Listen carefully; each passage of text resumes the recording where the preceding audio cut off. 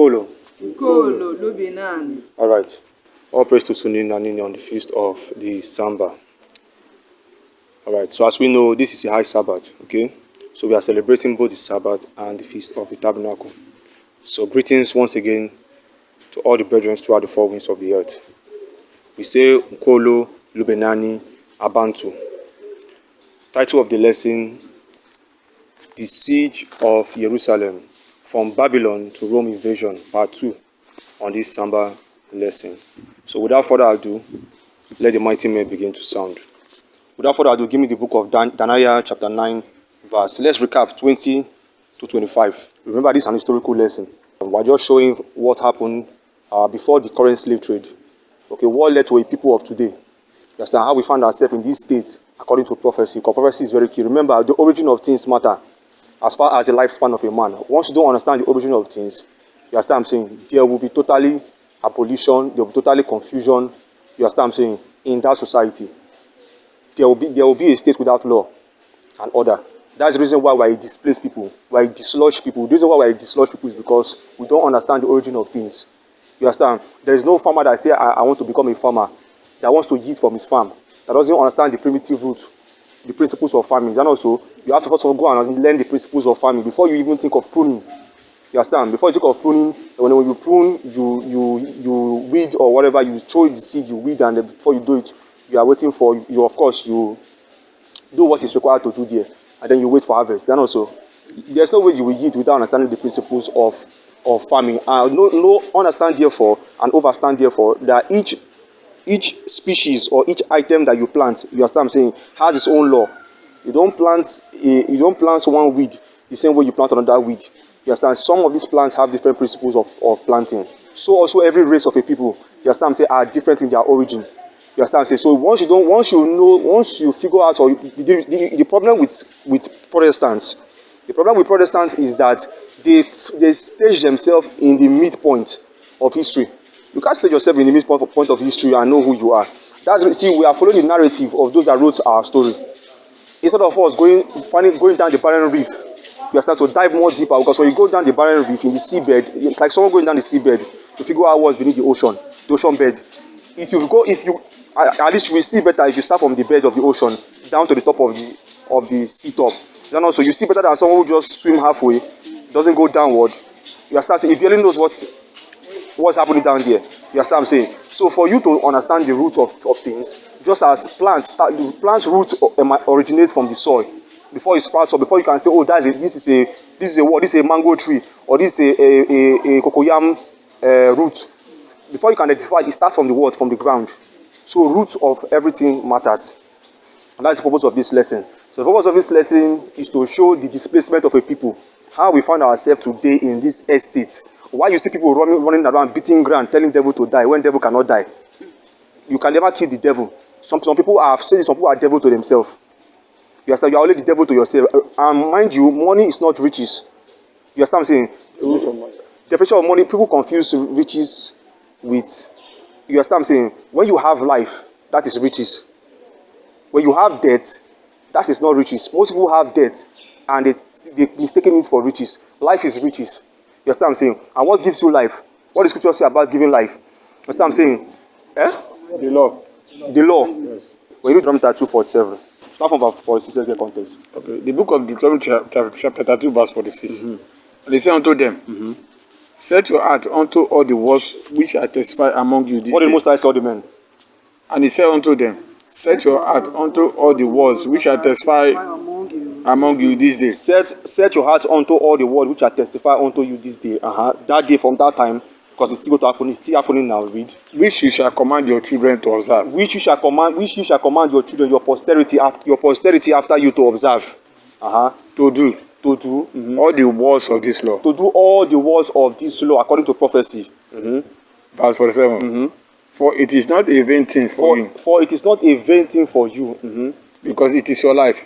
Because it is your what? Because it is your life. Remember, the last paragraph of verse 46 says, which you shall command all thy children, which is us, to do all the words of this law. Verse 47, first paragraph says, for it is not a vain thing, meaning it's not without profit. That is vain. Vanity is without profit. For it is not a vain thing for you, because it is your life. That is your riches. You understand what I'm saying? That's your riches. Give me Proverbs 8 verse 11. But continue reading. And through this thing, you shall prolong your days in the land. And through this thing ye shall prolong your days in their land. So if people want the fruit of the land, if people want the increase of the land, the prosperity you see people searching for, you have to first of all obey all the words of the law, which I command you this day, which you shall pass on to your children, meaning your seed after you. So the key thing is, what is the words of the law? People need to go and find that out. Because you see, the problem with Protestants is that they are forsaking the words of the law. You understand? They are forsaking all the words of the law. What they do is that they just take only what they need that suits their interest. You understand? I'm saying, give me that preset in Isaiah 30, Isaiah 38 to 10. Give me Isaiah 38 to 10. You see, that's where the problem is. Then after that, give me Proverbs 8:11. The book of Isaiah chapter 30 verse 8. Where they tell the seer, is that it? Right, let's go. The book of Isaiah chapter 30, starting from verse 8.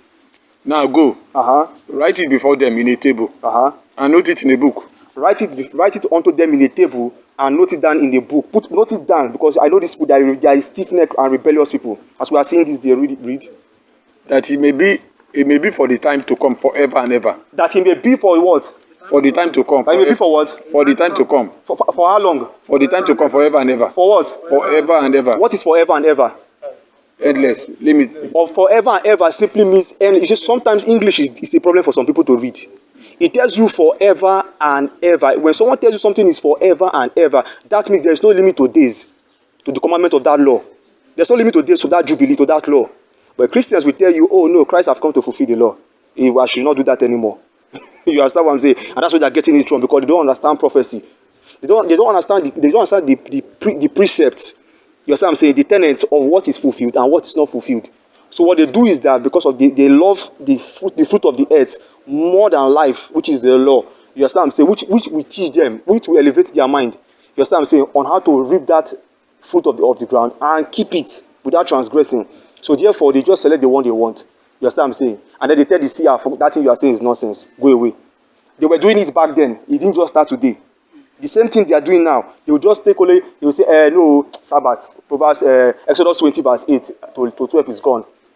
No, thou shalt not steal. We want to take that one. So that when in our lust, in our in our lasciviousness, when we are too hunger to make money, if somebody steal our money, we can persecute the person.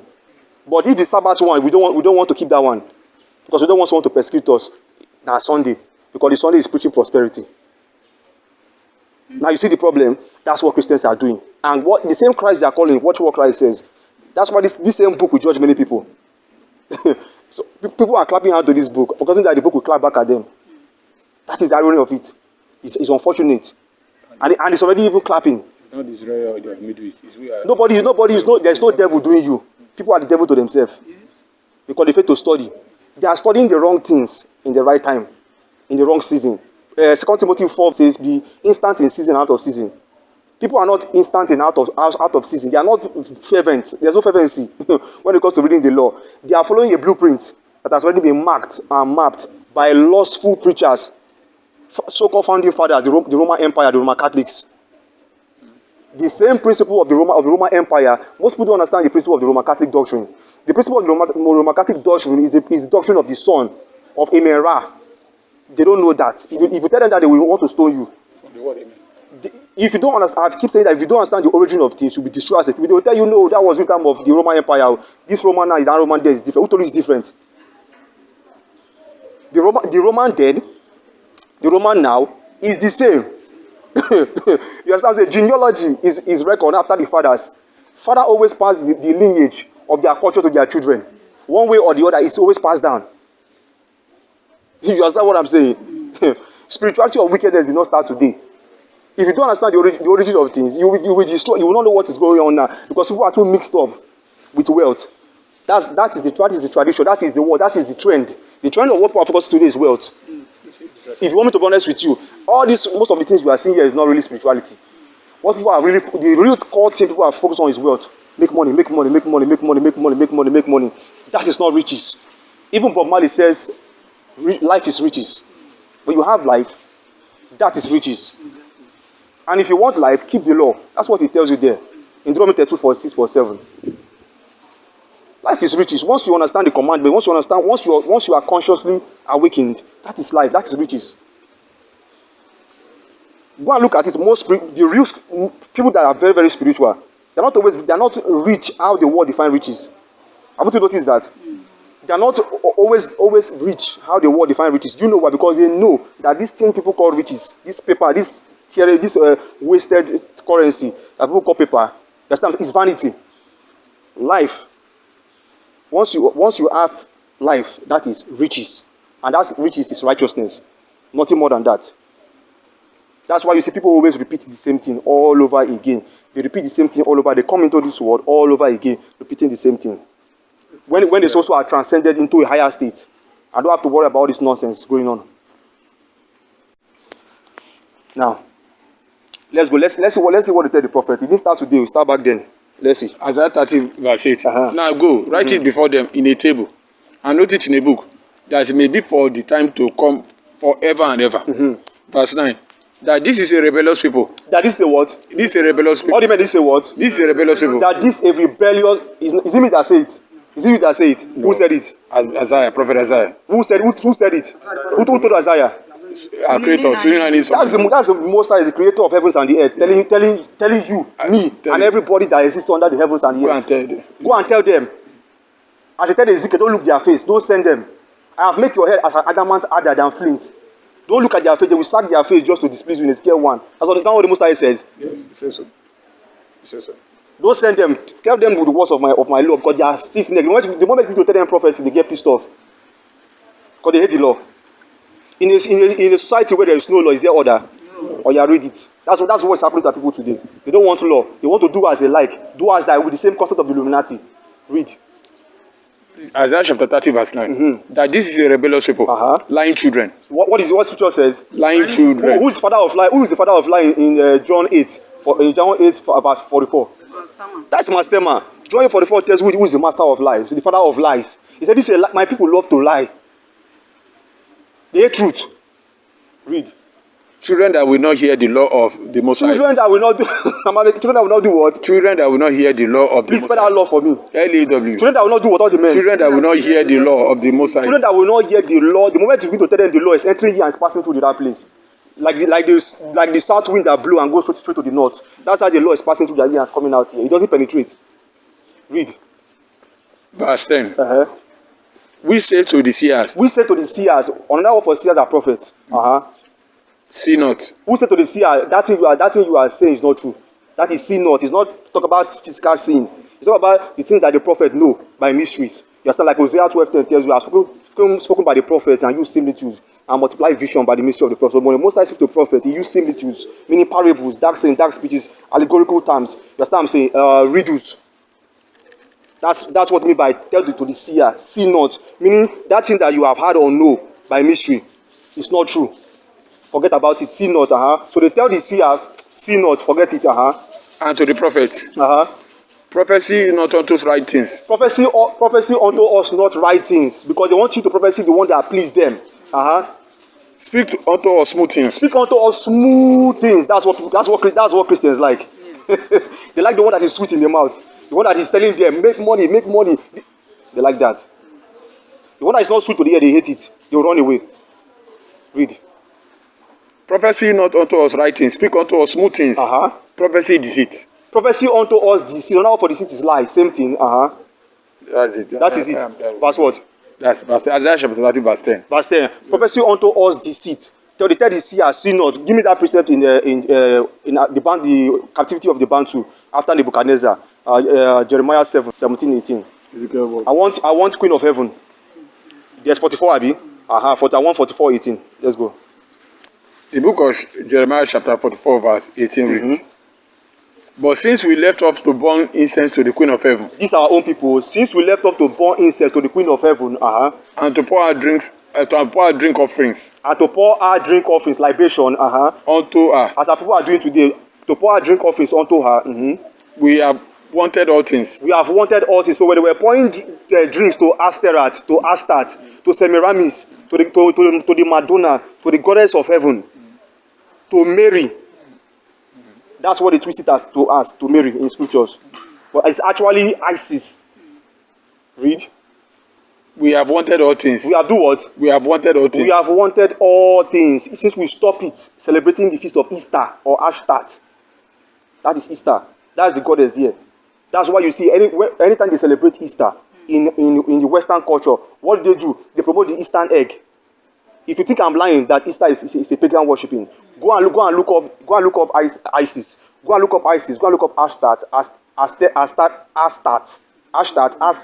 Astoret. The goddess Astoret. If you think I'm lying, go and look at their festival and align it with Easter. You see that they are the same thing. They call it the Easter bunny. Tell me something. What does bunny has to do with egg? Eh? What does bunny? Does rabbit lay egg? So what does bunny have to do with egg? Because that was a pagan worshipping done by the ancient Egyptians. It's just the same deity, different names. Isis, the same deity, different names. You understand what I'm saying? If you think okay, give me that precept in the book of Acts. You understand? This is a historical lesson. So we must understand the rebelliousness of our people. Watch this, read. But since we left off to burn incense to the Queen of Heaven, and to pour out drink offering unto her, and to pour out drink offering unto her, and to burn incense to the Queen of Heaven, we have wanted all things. We have wanted all things, and have been consumed by the sword and by the famine. And we have been consumed by the sword and by the famine. Yes. Verse 19. And when we burn incense to the Queen of Heaven, and when they conduct a pagan worshiping, just like in Jeremiah 10, when Jeremiah warned them, learn all the ways of the Gentiles, for the custom of the people is vain. For one cut a tree out of the forest, that is your Christmas. Christmas is a pagan worshiping, whether you like it or not. It's there in Jeremiah 10. Go and look it up. The same tradition that was done during our ancestors' time is something that is done today in a modernized way. Neo-Christianity. They modernized it before it used to be called Yuletide. Used to be called, if you think I'm like, go and look up the Feast of the Yule by pagans. All pagans celebrate Feast of Yule. And go and look at the ceremonial rites in the Feast of Yule. If you think I'm like, what is Christmas called? It's not called Yule. It's called Yuletide. They just changed it to Christmas. But it was called Yule or the Yule log. And when they call it the Yule log means they have to go and fetch the tree. The tree. That's why you have Hollywood. They have to go and fetch the tree out of the wood. You understand what I'm saying? And when they fetch the tree out of the wood, the log, you understand what I'm saying? To fetch the log, they carry the tree. Nowadays they are selling artificial tree. They are modernized, they make artificial tree, but back then they don't use artificial tree to celebrate Christmas. Back then they use original tree. They go there, they cut the tree. Jeremiah described everything in Jeremiah 10. Jeremiah 10 verse 1 to 5. He said they take the axe and cut the tree with the axe, and they carry it and they deck it with gold and silver. What is deck? Decorate it. How is Christmas tree decorated? Is Christmas tree not deck in gold and silver with silver balls and with silver decoration with gold? That's what they were doing back then. The Most High was very angry with the children of the Bantu, so-called Israelites.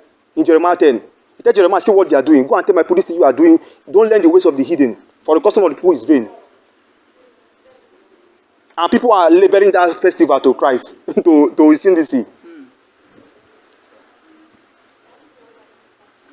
Origin of things is very, very important. I keep saying that the origin, once you don't understand the origin of things, first of all, know your lineage. Lineage is very, very important. If you don't know your lineage, if you don't know the house of where you come from, you'll be many Christians who they think that they are pagans. They think that they are Gentiles. You see the problem there?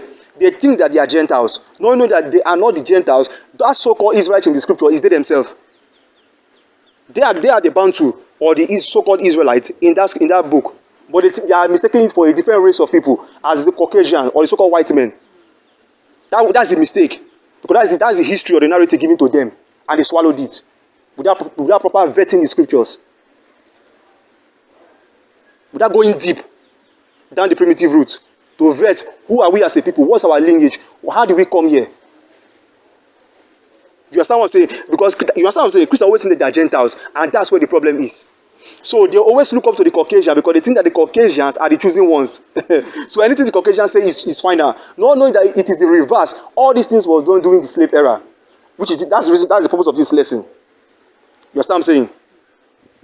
The siege of Jerusalem from Babylon to Rome invasion, part 2. Because this lesson teaches you history. What you don't know. Wisdom is not by age. That's what Wisdom of Solomon saying in your Apocrypha. your hidden text. What apocrypha means hidden. If you want to know an old man, it's someone that has wisdom. It's not by age. People confuse physical appearance. Christ says in John 7:24, judge not according to the outward appearance, but people judge according to outward appearance. You see somebody that is old in the face, he's a dormant. He's a fool. He doesn't have wisdom. If I call him and tell him to tell me the history about myself, let me hear you. So what is the purpose? Didn't the book of Job 12:12 tells you that with age cometh wisdom, and the length of days cometh understanding? Is that what the scripture says? Job 12:12 tells you with age cometh wisdom. Some people grow with age, but they don't have wisdom. Because wisdom is not, because age, the old man is not the age. It's not the physical appearance. The old man is the wisdom. If I call someone that is very old in the face, sit him down, say, tell me the history of the people of today. Who are we? Or you sit down and tell me, let me hear you. I guarantee you, I can only just maybe 2% can just tell me 20% of the history. Out of 100 people. If I call 100 people, if I sit 100 people, there are only 2%. Let's say out of 100%, only 2% can talk. And out of that 2% that can talk, that's what I'm saying, maybe they can only just tell me 10% of the history. The end of quote. I can guarantee, if you want me to bet, I can bet money. I can stand them, sit them that come and tell me the history. Who are we as a people? Or you begin to quote me. You understand what I'm saying? Go back, I want you to go back. You understand? Use the scriptures, use secular history. Teach me. Go to historical books and teach me. I want to learn. They will not do that, and it's unfortunate. It's a pity. That's the reason why we are in this state. We are repeating the same thing all over and over again. We are begging, praying for the wrong things at the right time. You understand what I'm saying? That's the problem. If you have money and you don't have riches, which is wisdom, you are poor. Give me that precept in 2 Timothy 6, where it says that money is the root of all evil. 1 Timothy 6 verse 10. Hold on. Let's go. The book of 1 Timothy 6. 1 Timothy chapter 6 verse 10. 1 Timothy 6, let's go. For the love of money is the root of all evil. What the scripture say, all the men? For the love of money is the root of all. For the love of money is the root of. Do you notice it say root? The root means the origin of things. People are so soaked into the root of making money. So they will use spirituality, Bible, to begin to find precept, to twist it, to make money. You understand what I'm saying? They are skillful. You know the Most High said that they are skillful to do evil, or to do good they have no knowledge. Now watch this. Let's go. Which wise some coveted after? Which wise some, meaning especially those teachers. That's why the scripture tell you, like people like priests in Hosea 4, and I will punish them of their ways and reward them of their doings. Is that not so? Yes. Because the priests teach them to lust, to be covetous after money. So there's to follow up. The same blueprint, all of them are following. The priest is not the priest or the teachers or the prophets of today. Back then, it's not teaching them the right thing. That's why they will tell a seer in Isaiah 30 verse, a see not, prophesy not unto us right things, speak to us smooth things. Because Christians love smooth things. And that smooth thing must be about money. If you are teaching them something that is not about money, they will sleep. Or they will go away. They don't want to hear it. Yes. They don't know that there's law to everything. There are principles to everything. If you want to get money, there are stages you must reach first. Before you attain that money and know how to maintain that money. Else the money will rule over you. Yes. Because money is an evil spirit. I'm telling you the reality. If you think I'm lying, give me that precept now. Money, Matthew 6:19. Which wise son coveted what? Which wise son coveted? After they have heard from the faith. Which wise son coveted after in 1 Timothy 6:10? They have heard from the faith and pierced themselves through many sorrows, with many sorrows. That's why people are still having sorrow today. Because they are searching for the wrong thing at the right time. If you think that money is not a spirit, you are making a mistake. That's why the root of it is evil. If you don't know how to rule over that evil, evil will rule over you. You should rule over evil. Evil should not rule over you. Because if you rule over evil, you can control it. It not be so? Because the Most High himself in Isaiah, he says, I form the light and I create darkness. I make peace and I make evil. How the Most High do all these things? The Most High can control evil. Ezekiel 7:26 tells you, evil shall go for evil. When evil is meant for evil, that's an eye for an eye in Exodus 21. Is that not so? That's eye for an eye. So learn to use evil correctly, learn to use good correctly. People mix the two together. They don't know how to use it. So therefore the evil or the money is ruling over them. You should let money rule over you. You should rule over mammon. Because money is mammon. Mammon is a parable for what? For something lost or carnal. It's a spirit that has to do with carnality. Am I lying? Matthew 6:19. Let's go there. Wait, let me join you. It's not Matthew 6:19. Matthew 6:24. Oh yeah, let's go. No man can serve two masters. What is scripture say all the men? No man can serve two masters. No man can serve how many masters? Two masters. No man can serve two masters. Read. For either we hate the one and love the other. For either he will hate the one and love. Why is he saying you cannot serve two masters? Now, what this is breaking down spirituality and carnality here. Because one must come first, and that one that comes first, you must know it well. It's not just you. It's not by reading precepts. It's not by reading Bible and saying you quoting all the time, quoting so many chapters and verses. Then you say I know about Bible. No. The root of all things is very, very important. Because that's the reason why when people hold that Bible, they are demanding for the wrong things when it comes to that kind of things. Because they don't know how to use the Bible, the spiritual things. They don't know how to use it. They think that they are using it well. They are not using it well. They are using it in the way the enemy wants you to use it. Because you see, Lucifer, the devils in general, the fallen angels in general, or the fallen beings, or the fallen state being in general, they understand this precept as good as you, if not better than you. Because don't forget, angels, like men, can see past tense, current tense, and future tense. And also, I've taught us that lesson before, the past, present, and future with the stars. Because angels are stars of light. They can see past events, they can see current events, they can see, they know you. Angels know you, know your roots, know where you come from. You understand what I'm saying? They can see ahead of you. Except the most I want to do or block them, which I've taught us before. Is that also like we see in Daniel 4? Is that also like we see in Daniel 4 with the wise men of Nebuchadnezzar when he had that dream, where the most I block the angels from revealing to the wise men of Babylon, apart from Daniel, to raise up to elevate Daniel. He blocked the angels from telling Nebuchadnezzar his dream and interpretation. If the Most High has not blocked those angels will have told those magicians. Because angels can see past events, current events, and future events. They can look at you and know you in front. So this Bible, they know better than you, because Bible is a history book, is that also? They know this history better than you. Except the Most High empower you. That's why when you read Ezekiel 31, Ezekiel 31:3, it tells Ezekiel 28, it tells you that the devil is as wise as Daniel, is that also? He says even wiser than Daniel. Wiser than Daniel. The fallen angels. Masterman himself. AKA Samael. And mind you, angels don't have wings. That's another fallacy they taught you. Angels look like you and I. I'm not saying that creatures don't have wings. Those are not angels. Those ones are their children. That they crossbreeded and formed. The real angels don't have wings. People don't know that. They think that angels have wings, but that's what they are promoting. That's what they want you to believe. That's why you see the Roman Catholics worship angels. You will see angel structure in their seminaries. If you think I'm lying, go and look at St. Peter Basilica. You will see children having angels' wing. They sculpture it on the wall. You will see angel edifice. Things that the Most High one don't do. They are worship. You see the Roman Catholic, they worship images. And also, they worship images called Mary, and they kiss the hand of the Mary, and they pray to it, and they cry to it. Tell me that's something. Is that not idolism? Except you want to deceive yourself. That's idolism.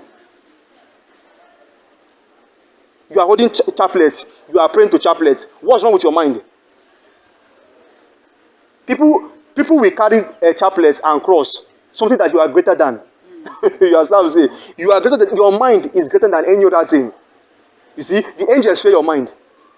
Because they know that if you release your mind to them, you understand that they can get hold of you. If you shut up your mind, if you are in control of your mind, they can't get you.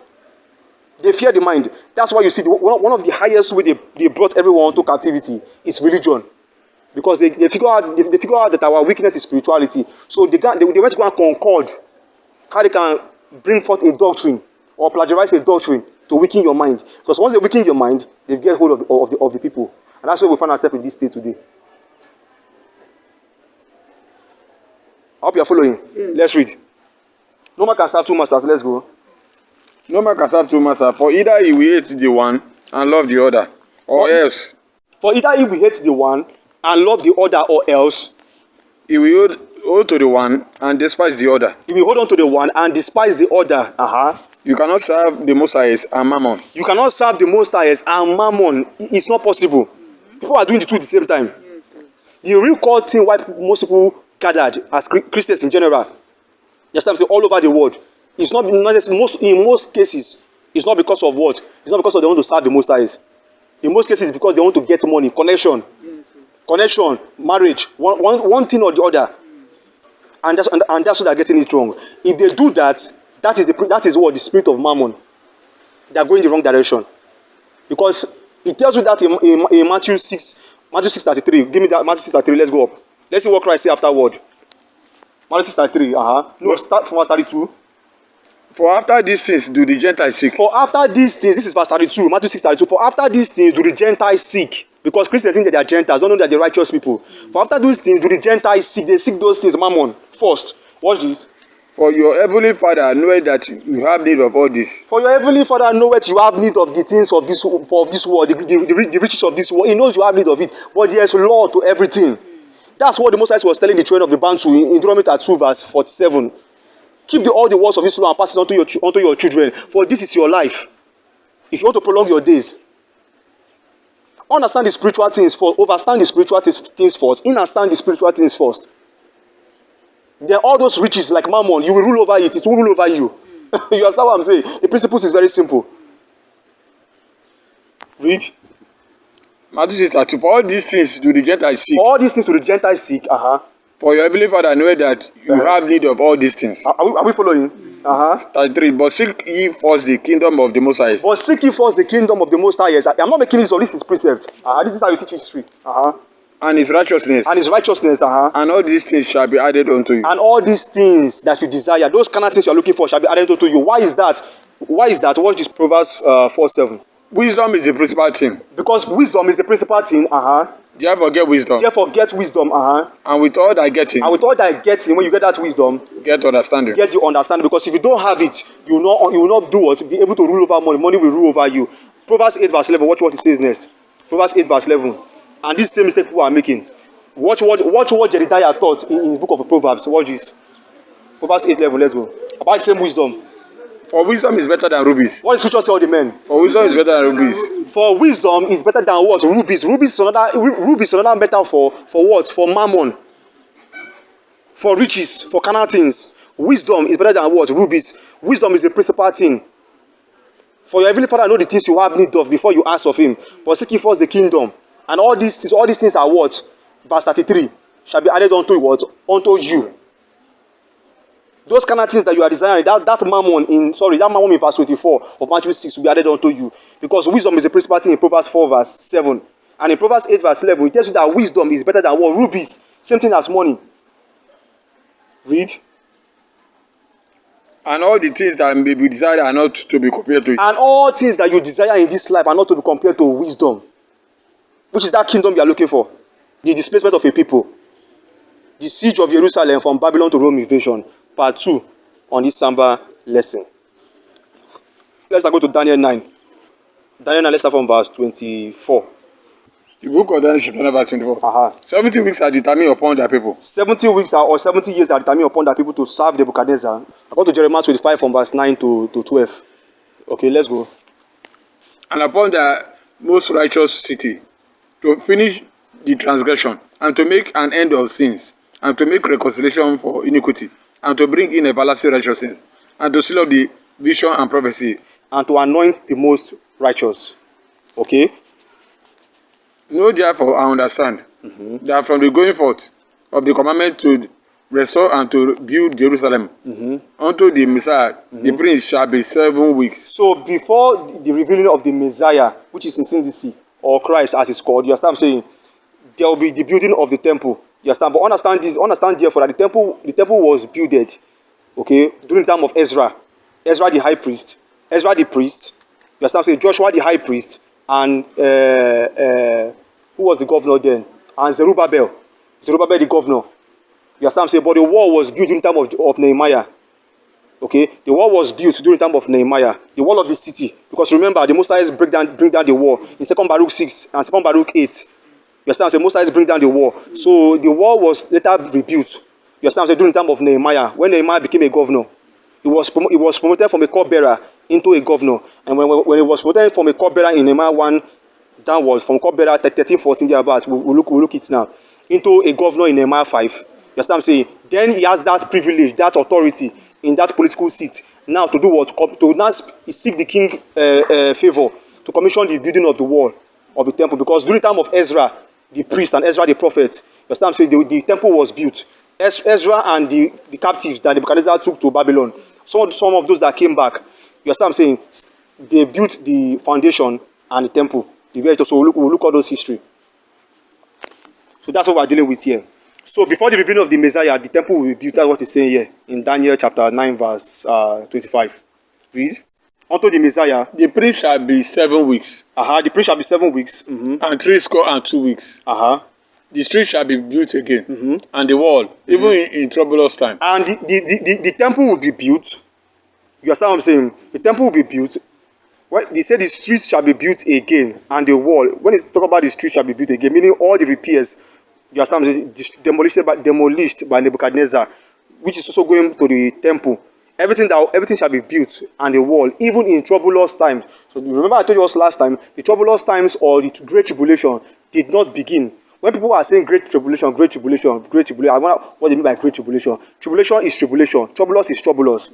The troublous time did not begin.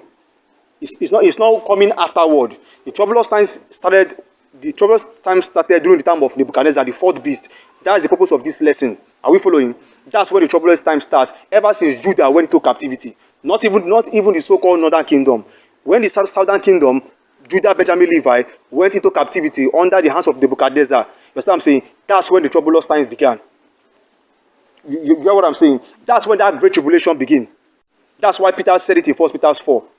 Is that not so? In 1 Peter 4, about the tribulation. Is that not what was read last time? He said that if the judgment begin with us, is that not what he says? The judgment begin with us, and Peter is from the 12 tribes. So those that listen to the first lesson, we follow up with this. I'm not trying to go back there. Ezra chapter 1 verse 1, let's go. Ezra chapter 1 verse 1 to 11. This is during the time of the Persian captivity, when the Most High will stir up the spirit of Cyrus. Let's go. Now in the first year of Cyrus, king of Persia, that the word of the Most High by the mouth of Jeremiah might be fulfilled. The Most High stir up the spirit of Cyrus, king of Persia.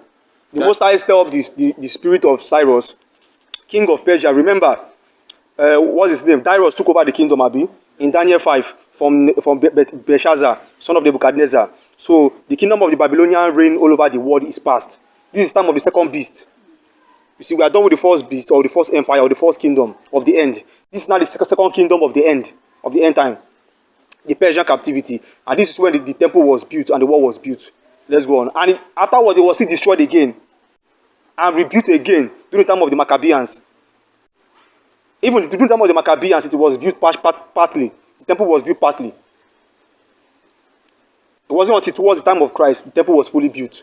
That's why when you read the Christ, he said it took us 40 years to build this temple.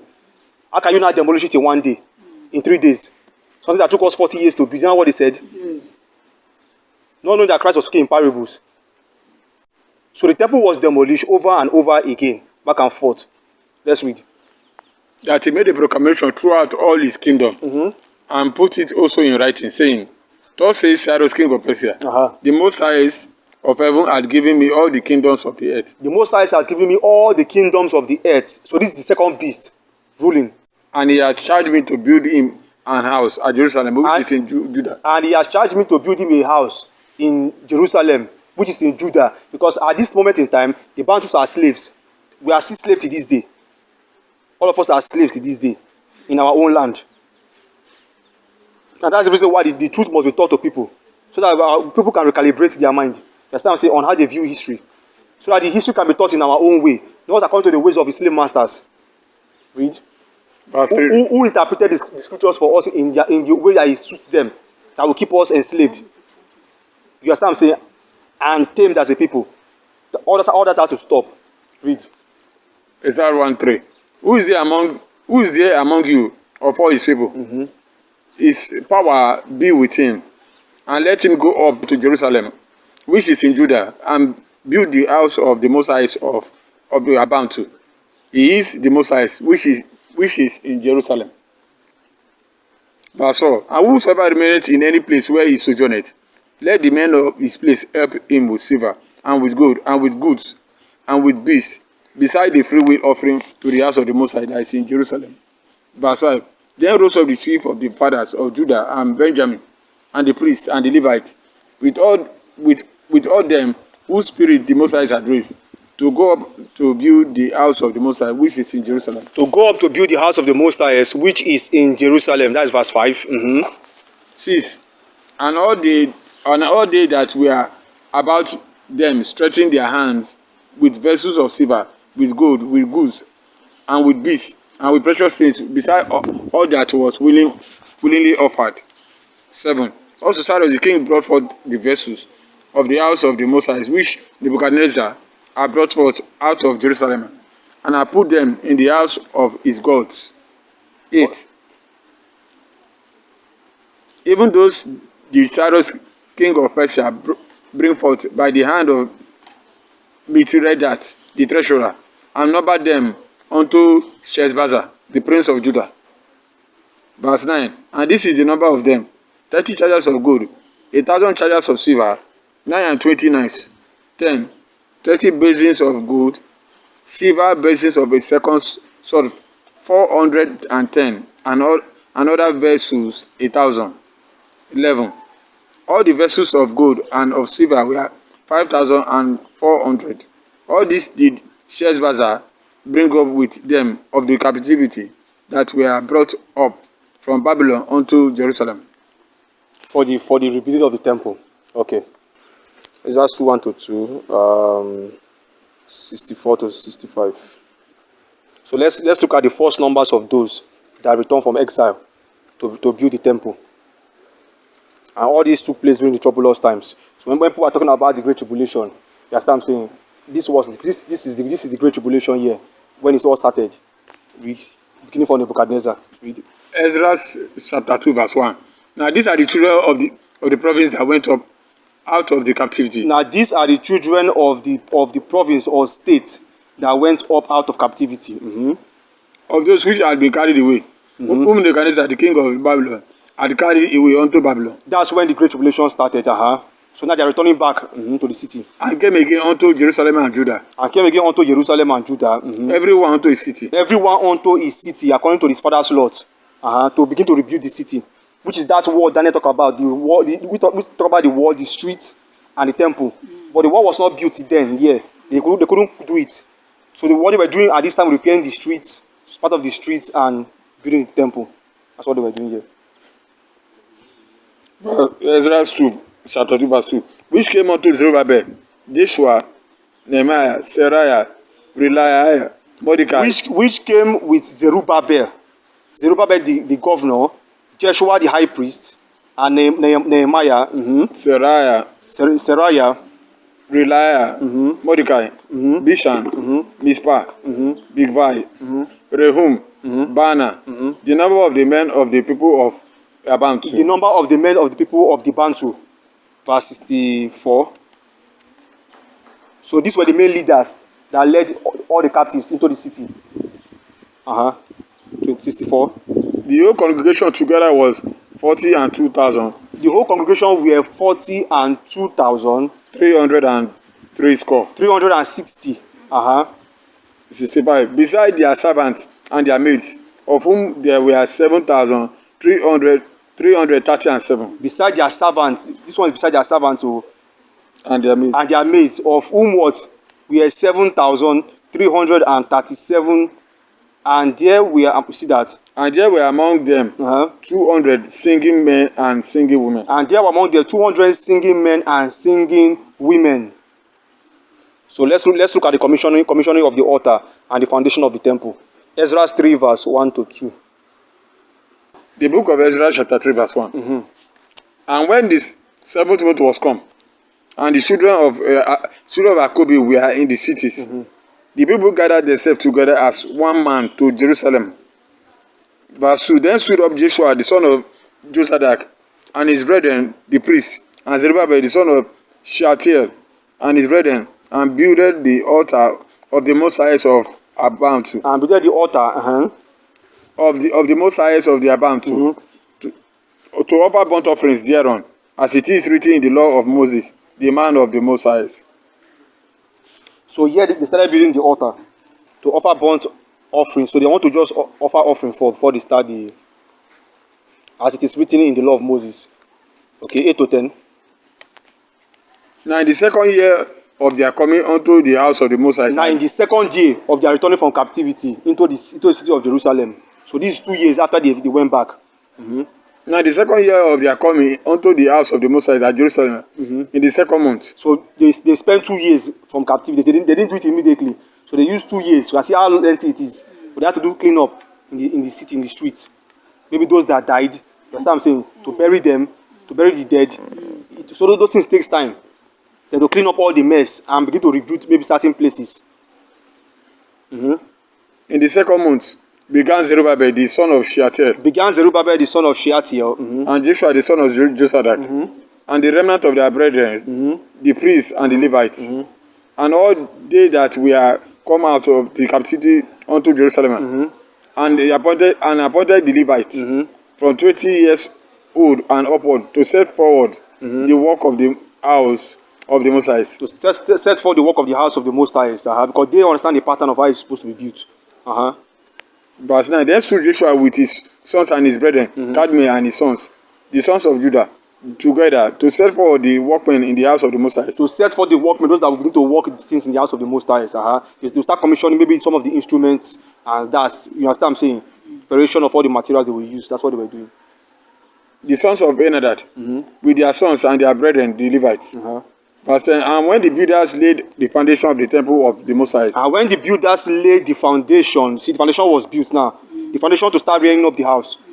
And when the builders laid the foundation of the temple of the Most High, they set the priests in their apparel with trumpets. And the Levites, the sons of Asaph, with cymbals, to praise the Most High, after the ordinance of David, king of the Abantu. All right, because David was the one that instructed how the musicians will sing. That's what I'm saying. And praise the Most High. Let's look at the commissioning of the altar. Okay. And part of the foundation of the temple. Ezra 5 from verse 1 to 5. Then the prophet Haggai, the prophet, and Zechariah, the son of Iddo. Then the prophet Haggai, you see all these prophets that exist back then.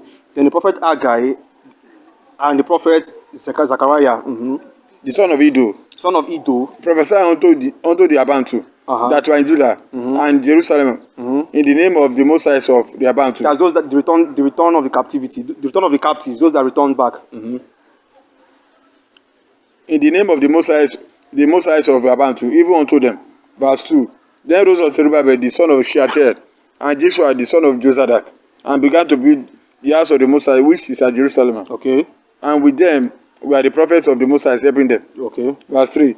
At the same time came to them 39, governor on this side of the river, and Shethar-boznai, and their companions, and said thus unto them, who have commanded you to build this house? So these are the stumbling block of the Gentiles that were against the commissioning of the temple of the Most High.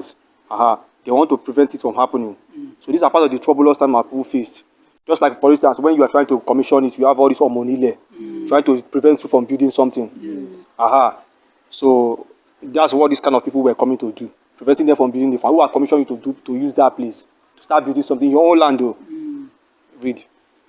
Ezra chapter 5 verse 3. At the same time came to them 39, governor on this side the river, and Shethar-boznai, and their companions, and said unto them, and said thus unto them, who have commanded you to build this house and to make up this wall? Verse 4. Then said we unto them after this manner, what are the names of the men that make this building?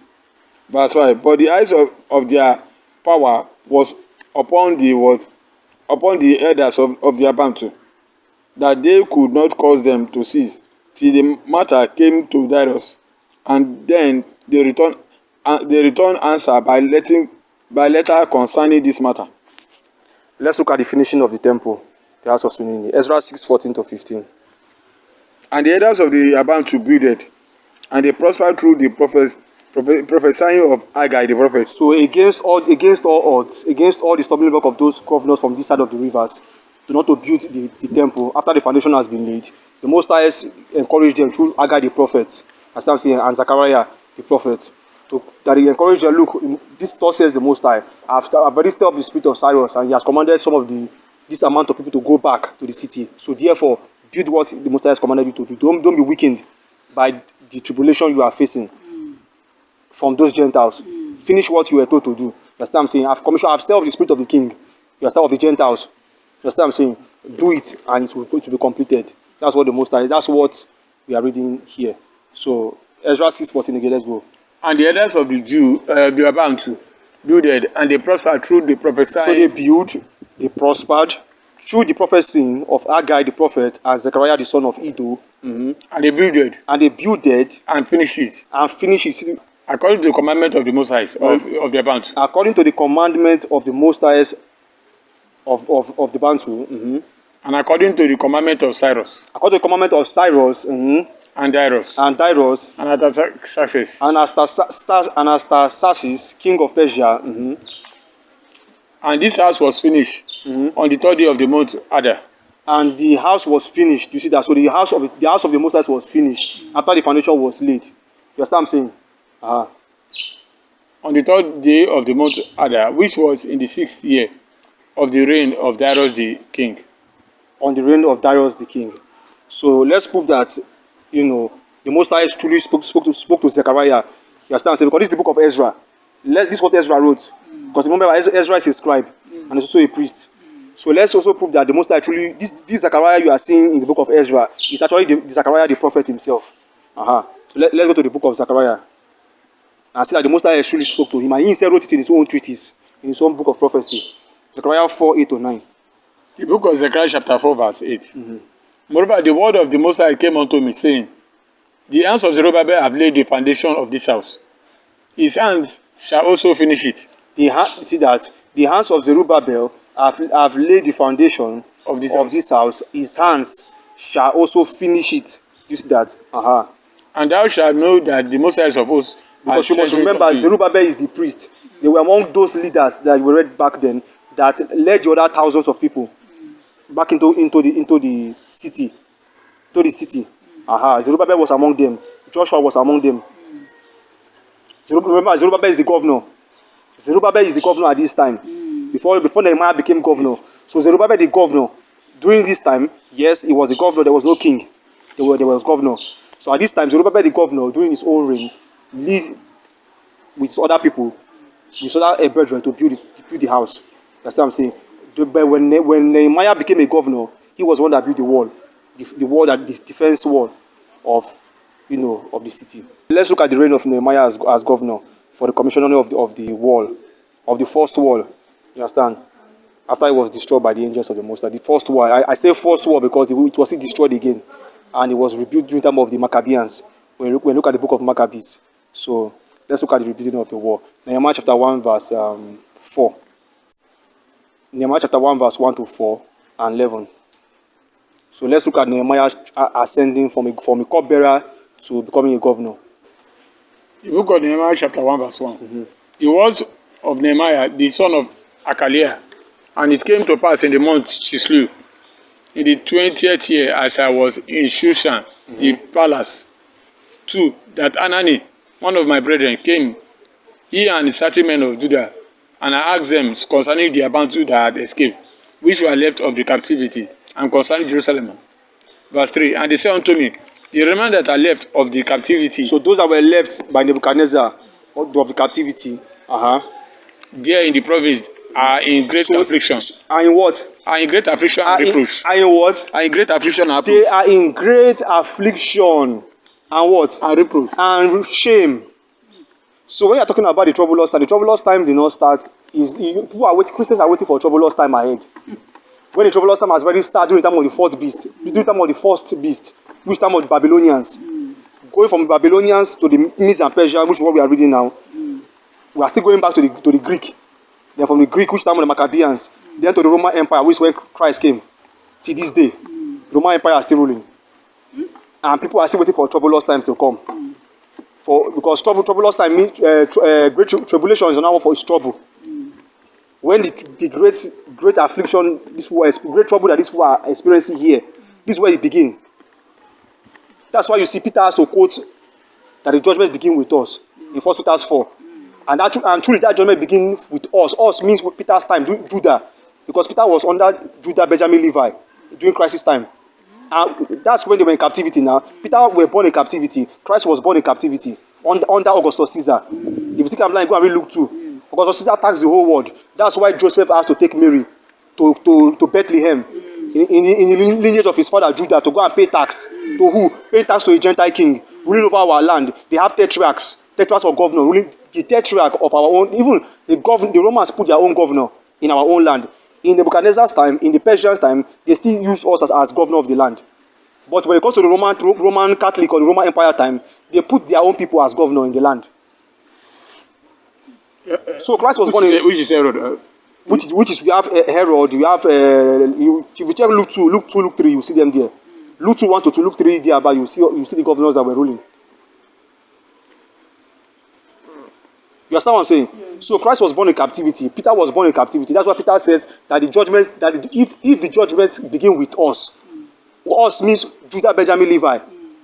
Which truly begin with us, because when you read Jeremiah prophecy about the Third World War in Jeremiah 25 from verse 9 to 12, the Most High told Jeremiah, take this cup out of my hand and prophecy and cause all nations to drink, beginning with my people, beginning with Jerusalem. That's what he says. And that was when Nebuchadnezzar came. You understand what I'm saying? Nebuchadnezzar came and overthrew Zedekiah and blind his eyes, according to Ezekiel prophecy and Jeremiah prophecy, where Ezekiel said that they will blindfold him. That blindfolding means Nebuchadnezzar will plug out his eye. So if you don't understand the origin of these things like I've said, you will not understand who are the people of today. History is very, very key. So the troublous time did not begin. People are waiting for a troublous time, great tribulation. No, I know that great tribulation has already begun. Based on what we are teaching now, during the time of Nebuchadnezzar, that's where the great tribulation begins. Because this book thing they call Bible, is for a people. What people is that? The Bantus, or the so-called Israelites. That's who this book is meant for. The so-called Israelites are the Bantus. It's meant for them. So if you want to understand this book, find out who these people are. And understand what was foretold concerning them. That's how you get to know what is going on. People are ignoring so many things in prophecy. They are ignoring so many chapters, so many verses in prophecy. Don't know that the prophets of old actually have spoken what is happening today. No, they are speaking. But what Christians are doing is that they will pick one book from the prophets and convert it into prosperity doctrine. That's what they are only doing. They just know how to skillfully take precepts from one prophet that means totally different thing and convert it into money making as prosperity doctrine, which is wrong. You're not supposed to be doing that. That's an error in doctrine. That's why Christ said, you do error in doctrine. It's not what to the Sadducees. Not just only the Sadducees, all these various sets of religion. Because a Sadducee is nothing but a set of religion. We have various sets. Even when you read 1 Corinthians chapter 1, Dan, Paul said, this one say I am Paul, this one say I am Peter, this one say I am Christ. Religion did not start today. Religion started back then, very long time ago. Since the time of the Kemet, ancient Kemet. If, as a matter of fact, it even started before the ancient Kemet, pre-flood. Religion is not a dating. That's why you have all nations making graven images according to the 12 pantheons of the year. Worshiping these different deities. All nations worshiping their own deities. And also, in the Tower of Babel, when the Most High confounded the tongue, were they not worshiping deities? Religion did not just begin today. So the Great Tribulation did not start now. It has begun during the time of Nebuchadnezzar. That's when it started. Read. The wall of Jerusalem also is broken down. The wall of Jerusalem also is broken down. Verse 3. Nehemiah 1 verse 3. And they said unto me, the remnant that are left of the captivity there in the province are in great affliction and shame. Read. The wall of Jerusalem also is broken down. The wall of Jerusalem also is broken down because it has not been built. Only the temple has been built. And the gates thereof are burned with fire. And the gates are burned with fire, yes. And it came to pass, when I heard these words, that I sat down and wept, among certain days, and fasted and prayed before the Most High of heaven. Verse 11. O Samandla, I beseech thee. O the Most High, I beseech thee. Let not thy ear be attentive to the prayer of the servant, and to the prayer of thy servants, who desire to respect your name and prosper. I pray thee, thy servant, this day, So we don't use the term fear, we use the term respect. That's why we skip that word fear. The Most High want us to respect him, not fear him. Who desire to respect thy name and prosper. I pray thee, thy servant this day, and grant him mercy in the sight of this man. For I was the king's cupbearer. For he was the king's cup-bearer. So Nehemiah was the king's cupbearer before he was promoted. Then the Most High came unto him and elevated him and promoted him to become a governor, so that he can have the chance, you understand what I'm saying, to use his authority or his position to commission the building of the wall. Nehemiah 5, 1-6, 14-19. Nehemiah chapter 5 verse 1. And there was a great cry of the people and of their wives against their brethren, the Abantu. There was a great cry of the Nehemiah chapter 5 verse 1. There was a great cry of the people and of their wives against their brethren, the Jews, because of certain taxes they were demanding from them. Read it. Let's see. For their word that said, we are sons, and our daughters are many. Therefore we take up corn for them, that we may eat and live. 3. Some also there were that said, we have mortgage our land. Some also there were that they said we had what mortgage. We have mortgaged our lands. We have mortgaged our lands, vineyard, and houses. Yes. That we might buy corn. Because of the debt. Because of the famine that was in the land. So there was a great famine. So many men had to sell their land and their houses so that they might be able to buy corn to eat, because there was the famine in the land. Dirt is another word for famine in Nehemiah chapter 5 verse 3. Last paragraph. Verse 4. Let's go. There were also that said, we have borrowed money for the king's tribute. We have borrowed money from the king's tribute. You see that? So maybe some of them borrow money from the king's tribute and use their land as mortgage. You understand that they will pay back. And if they're not able to pay back, then the land will not be the king's own. Let's go. And that upon our lands and vineyard. Verse 5. Yes, now our flesh is as the flesh of our brethren. Meaning they are lean. Our children as their children. And lo, we bring into bondage our sons and our daughters. And tell me if this is not a great tribulation they were facing then, where there was famine in the land. Nehemiah chapter 5 verse 5. Yet now our flesh is as the flesh of our brethren, our children as their children. And lo, we bring into bondage our sons and our daughters to be servants. And some of our daughters are brought unto bondage already. Are brought unto bondage already, but as more like slaves. You see that? Neither is it in our power to redeem them. Neither is it in our power to redeem them. You see that? So what was happening was that even within the Bantu people, they were trading themselves as slaves. They were using some of their it's almost like the law of the Jubilee in Leviticus 25. There's a law in Leviticus 25 from verse 37 downwards. You understand? That speak about serving, the law of servitude. That's what it's called, the law of servitude.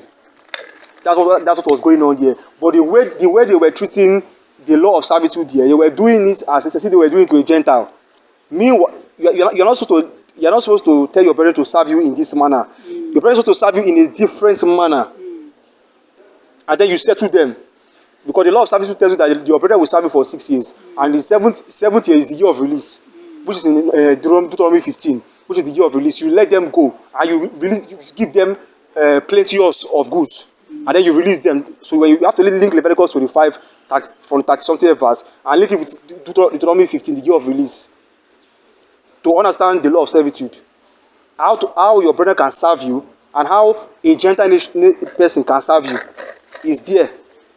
So what the children of the Bantu were doing was that they were treating their own people in the law of servitude, like I said, they were treating the Gentile people, and using that opportunities, those greedy ones, to plunder from their people.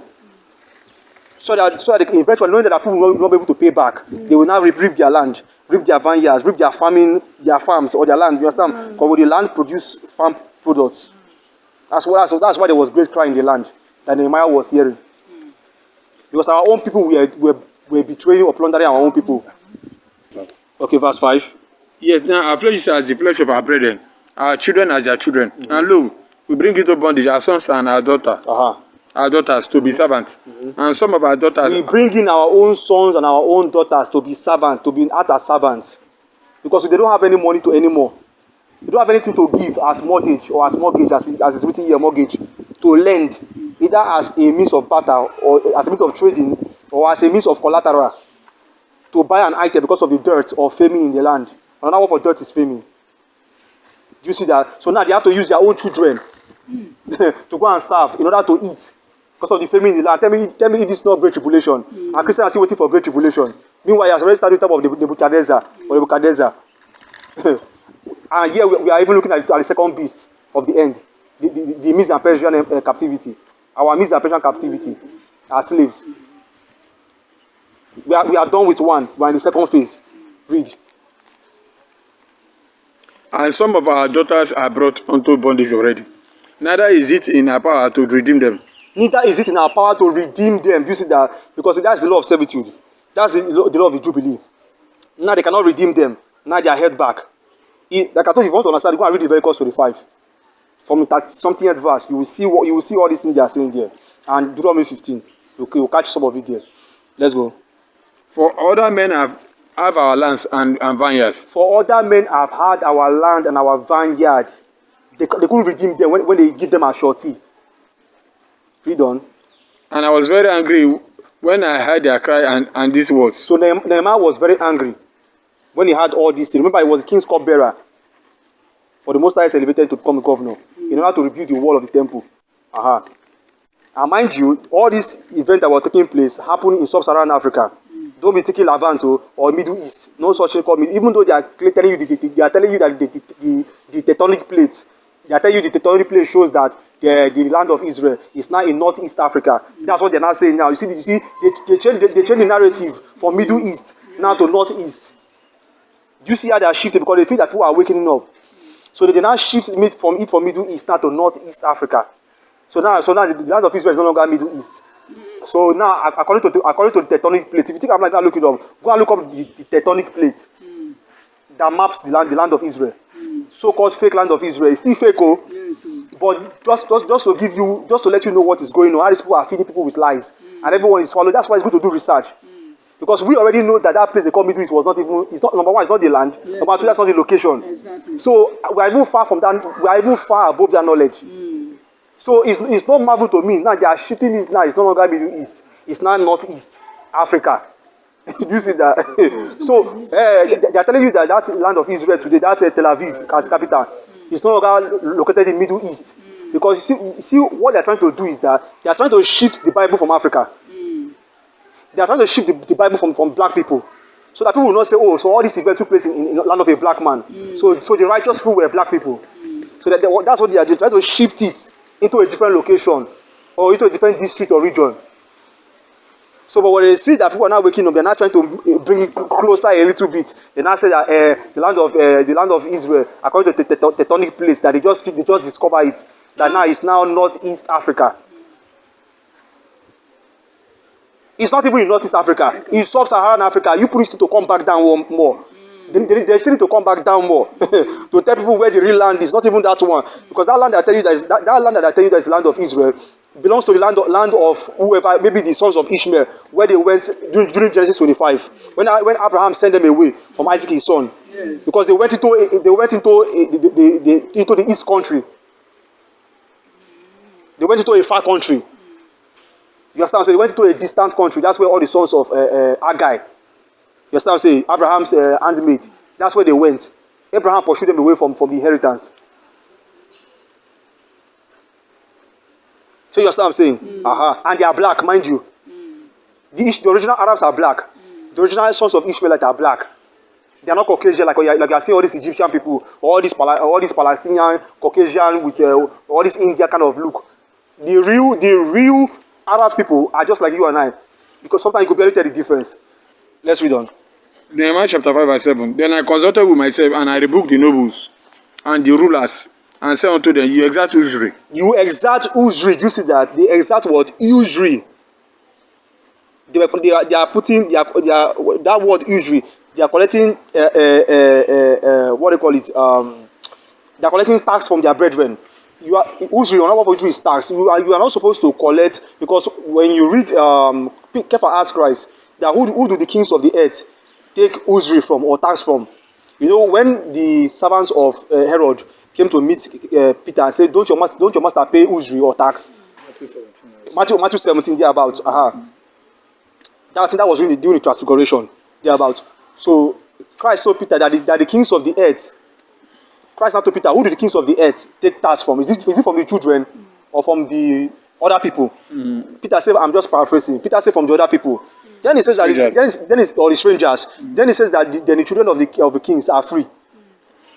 So what Christ is telling, what in Ndubuisi or Christ is telling Peter is that if you are a native of a land, you are not supposed to be paying usury or tax, as you are seeing this day, where government are taxing you. Yes. Government are not supposed to tax the people. The reason why we are being taxed in every procurement, in every expenditure, and in every increment, as a matter of fact, the whole blockchain of supply and demand. You understand? So the reason why we are being taxed on every item, both receivable and expendable, is because we are following the system or the law of the slave master. Because we are still in captivity. Because if truly you are dependent and you are not, if truly you are independent, excuse me, and you know your history and you know your true history and your true origin, you are not supposed to be telling your people collecting tax or usury from your people. This is the reason why history is important. Most people read this scripture, they don't understand what he's saying. They don't even know what usury is. He's telling you here, Nehemiah was so angry that why with his own people he's taking tax from his own people. That's why I say go and study the law of servitude. You are not supposed to be taking tax from your own people. Your people are supposed to be free. The children are free. Christ even said it himself. The children are free. The people are supposed to be paying usury or tax. You understand? Are slaves or foreigners. That's why you see Christ has to pay tax. Even though we are paying tax in our own land, it's an irony. But Christ, in Ndubuisi or Christ, we're still in their land. But because they are slaves. So if they are slaves in their own land. Because Christ was born as a slave. Whether you like it or not. He was born as a slave. That's why I say go and read Luke 2. Augustus Caesar was king in our land. He was the tetrarch, he taxed the whole world. And the whole world should be taxed. That's usury. So we have to pay tax now. That's the custom of the Gentiles. And that's why I tell you, if you want to see politics exists. What we're reading here is politics. Is that also? It's politics. If you understand the rhythm of politics, the paradigm of politics, go and look your scriptures where people, I tell you, people read things, people don't see things as they seem to be. They are really, if you are not gifted, you won't know. That's the issue. You have to study things all around. You have to study all what is done under the sun. You can't just be anywhere below face. No. If truly you are a servant of the Most High, you have to know things in all rounder. That's why you see me. If I look at politics today, you know I've taught us that. I've taught us things about politics in so many lessons now. It's too easy to see what is going on. It's too easy to see who is ruling the earth. You understand what I'm saying? Because every single thing that is happening now is there in precept. I'm seeing it here. It's here. I can teach somebody a whole precept about politics. It's here. So Nehemiah was mad because his own people were taxing his own people. Let's read on. So and you tell me if this is not a troublous times. Read on. Nehemiah chapter 5 verse 7.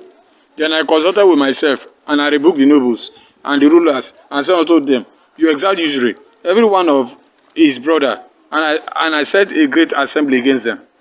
Verse 14, let's go. 14. Moreover, from the time that I was appointed to be their governor in the land of Judah. Moreover, from the time I was appointed to be their governor in the land of Judah. Do you see that? So Nehemiah has now been elevated as a governor. You understand what I'm saying? In the land of Judah. You understand what I'm saying? Read on. From the 20th. So from being a king's cupbearer in Nehemiah chapter 1 verse 11, he's now being elevated to be a governor in Nehemiah chapter 5 verse 14. So that he can be able to have the power. You understand what I'm saying? The political seat to commission the wall. Because you can see those Gentiles we see in Psalm 83, they are there. They prevented us from building the wall. You understand what I'm saying? The Ammonites, the Ishmaelites, and the Moabites that David warned us in Psalm 83. That said, come, let us cut the Abantu from being a nation. That the name of the children of Israel or Abantu may be no more in remembrance. They don't want us to exist. They are against the righteous people. They know who we are. They know our power and strength and our knowledge. So they are afraid. They are always scared of us. Whenever we are trying to rise, they are always afraid. They want to do anything they always want to do anything to bring us down, to lay stumbling block. That's what we witness. Those men were Gentiles. Those other governors that we read in the previous precept, they were Gentiles. That is politics. That's politics you are seeing here. After we have built the foundation, we now want to build the building. Then they came. As we see it all this on Monile. You want to do something, they are there. Do this thing, they are there. That is a Gentile custom. You understand? We are not supposed to be doing that. Because what they are doing is that they are exacting usury from you in your own land. They are not supposed to be doing that. How can you pay tax in your own land? How much are they collect to collect 50,000, 60,000 for Omonile? You want to do foundation, they collect money. You want to do roofing, they will collect money. In your own land. Is here in precept. Nothing is new under the sun. The thing that had been is that which shall be. And that which is done now, it will still repeat itself tomorrow. Because people are stiff-necked, they are stubborn, they don't like to hear word. No new thing under the sun, that's what the scripture says. Are we following? Let's read it, son of man. Nehemiah chapter 5, verse 14. Moreover, from the time that I appointed to be their governor in the land of Judah, from the 20th year, even unto the 32nd year of Artaxerxes the king, that these 12 years, I and my brethren have not eaten the bread of the governor. I and my brethren, 12 years after the reign of Artaxerxes, the king of the Medes and Persian, we have Darius, Cyrus, and Artaxerxes. After Artaxerxes, you can see all these things did not happen immediately. They happened within the span of years. So 12 years after Artaxerxes took dominion, you understand, as Gentiles still ruling our own land, in the kingdom of Judah, you understand, saying that's when all this event took place. You understand, saying Nehemiah was elevated, promoted as a governor. You understand, saying, and it was against what his own brethren were doing, against his own people. Read verse what? 15. Verse 15. But the former governors, so they couldn't. He said he couldn't eat the bread, or he couldn't eat the bread. When he says bread, it's not referring to your physical bread. Bread is an allegorical term for the food, the king's food that a prestige governor will eat, because they were constantly mourning and fasting, because of the abomination that is done by his own people, and because the temple was not completed. Read on. Verse 15. But the former governors that had been before me were chargeable unto the people, and are taking of them bread and wine, beside 40 shekels of silver. So there were other governors before Nehemiah. Beside 40. But not Zerubbabel. So that means other governors even ruled before Zerubbabel, after Zerubbabel, leading to Nehemiah. So other governors that were ruling in the land of Judah were collecting all these tax and usury. They were allowing it to be. But when Nehemiah became governor, he revoked those things. Read on. And I have taken of them bread and wine, beside 40 shekels of silver. What verse? Reading 15. Yeah, even their servants bear rule over the people. But so did not I, because of the respect of the Most High. 16. Yeah.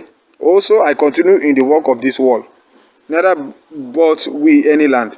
I continue in the work of this wall, to build the wall, because Ezra the priest, you understand, saying Joshua the high priest and Zerubbabel the governor have already built the temple already. So it remains the building of the wall. So Nehemiah is not at rest until that wall is built. That's what he's saying, until it's builded. Read. Neither bought we any land, and all my servants were gathered thither unto the work. 17. Moreover, there were at my table 150 of the Abantu and rulers, beside those that came unto us from among the heathen that are about us. Verse 16. Yea, also I continued in the work of this wall. So that's the keynote. Nehemiah was commissioned to build the wall by the Most High. Continue from where you are reading. What verse? 17. Verse 17. Moreover, there were at my table 150 of the Abantu and rulers, beside those that came unto us from among the heathen that are about us. 18. Now that which was prepared for me daily was 1 ox and 6 choice sheep. Also, fowls were prepared for me, and once in 10 days store of all sort of wine. Yet for all this require not I the bread of the governor, because the bondage was heavy upon these people. Verse 19. Think upon me my power for good, according to all that I have done for these people. All right. Nehemiah 6:1-3, 15-16. Remember, this is a history lesson, so we have to be patient. Let's read. Nehemiah chapter 6 verse 1. Now it came to pass, when Sanballat and Tobiah and Geshem Geshem the Arabian. Now all these are the Gentiles. Okay? Sanballat, Tobiah, Geshem. As a matter of fact, Sanballat, let me see. Sanballat is from the tribe of Moab. What's his name? Tobiah is from the tribe of the Ammonites. And Geshem is from the tribe of the Ishmaelites. Okay? So all these are our enemies in Psalms 83. Yes, they are our enemies. That's why it says Geshem the Arabian. It's actually from the tribe of Ishmael. Nehemiah chapter 6 verse 1. Now it came to pass, when Sanballat and Tobiah and Geshem the Arabian and the rest of our enemies heard that I builded the wall. Heard that I have builded the wall. And there was no breach. And that there was no breach left tearing. Yes. Bracket. Though at that time I had not set up the doors upon the gate. I have not set up the doors of the gates, but he has built the wall. But he remained to mount, put the bars and the gate and all those stuff. Verse 2, that Sanballat and Geshem sent unto me, saying, Come, let us meet together in some one of the villages in the plain of Ono. But they thought to do me mischief. Verse 3. And I sent messengers unto them, saying, I am doing a great work, so that I cannot come down. Why should the work cease? Why I leave it and come down unto you? Nehemiah 6:15 to 16. Let's go. The book of Nehemiah chapter 6 verse 15. So the war was finished in the 20th and 5th day of the month Elul, in 50 and 2 days. 16. And it came to pass that when all our enemies heard thereof, and all the heathen that were about us saw these things, they were much cast down in their eyes, for they perceived that this work was wrought of our power. Was wrought or brought up by the Most High. Okay. So the wall has been built by who? By Nehemiah, completed. Ezra, the priest, Joshua, the high priest, and Zerubbabel, the governor, built the foundation of the temple. You understand what I'm saying? Why Nehemiah, the governor, doing his own time? 12 years after Artaxerxes, king of the Medes and Persia, then the wall was commissioned. After Nehemiah was promoted as governor. You understand what I'm saying? Now we're in the second phase of our captivity. Okay. Remember the title is what? The Siege of Jerusalem. From Babylon to Rome invasion. Okay, how we're invaded by all this empire. You understand what I'm saying? And who are we as a people of today? You understand what I'm saying? The situation of the people of today, which is us. How do we get here? What happened? What captivity are we under? Are we still in captivity? Are we independent or are we still dependent? Because history is very, very key. You understand what I'm saying? To know who you are, to know what is going on right now. From there, let's move on to 1 Maccabees 29 verse 34. Because you must understand the wall was demolished and built back again because of the various captivity we face. So let's begin to dive into the Greek, the third beast now. You understand? I'm saying, because we're coming down to the Roman Empire now. So let's go into the Greek our Greek captivity. 1 Maccabees 29 to 34. Remember, this lesson is solely based on Daniel 7:1 to 7. I hope you are following. I've told people several times, go and study Daniel 7:1 to 7. Because anybody who studied Daniel 7:1 to 7, understand, I'm saying, we understand the situation of a people today. I hope we are following. Yes. So Daniel 7:1 to 7 is very, very important. Because Daniel 7:1 to 7 tells you of the four beasts. Because Daniel 7:23 tells you that the fourth beast shall be the fourth kingdom. So Bible prophecy, beast is kingdom. It's not referring to animal, it's referring to kingdom. So Daniel 7:1 to 7 is telling you of the four kingdom, of the four captivity that we face till the end of everything, which is what we are still living. We are currently living in the fourth of the kingdom, which is the Roman Empire. So that is the history of this lesson, from the Babylonian, Nebuchadnezzar, all the way down, beginning with Augustus Caesar in Luke 2, till this day, being run by what? Pope Francis. Same people, the Roman Empire. All these various Caesars and kings, they just changed the name. They just removed that Caesar out of it. Now you understand, they removed the Caesar out of it. So now the Pope is now sitting as both the Caesar and as the priest. That's just what is going on. Even though the Pope himself has someone above him, because we have the black Pope and we have the white Pope, Abi. Yes. But nevertheless, that Roman Empire itself does not. They've removed that Caesar term. The reason why they removed that Caesar, so that you will not think that it will not figure out that it's still the same Roman Empire still ruling the earth today. Because during the time of the Roman Empire, what the Roman Empire did, they separated church. They separated church from state. That's what they did back then. They separated church from state. But now, they've combined both church and state into one. That's why you see the Vatican City is a city of what? Both ruling by as a priest and as politics. It's just more like what they call it in Muslim. Caliphate. Caliphate, thank you very much, at Caliphate. Something like that, yes. They will sit as a priest and also as a political leader. That's what is happening in the Vatican. It's from that place the world is being ruled. Them and Britain, the royal family. The Vatican is the sitting office that is ruling over the whole world. So let's end it here. The Siege of Jerusalem, from Babylon to Rome invasion, part 2 comes to an end. So we'll continue part 3 later. Nkolo, everyone. Nkolo. All right.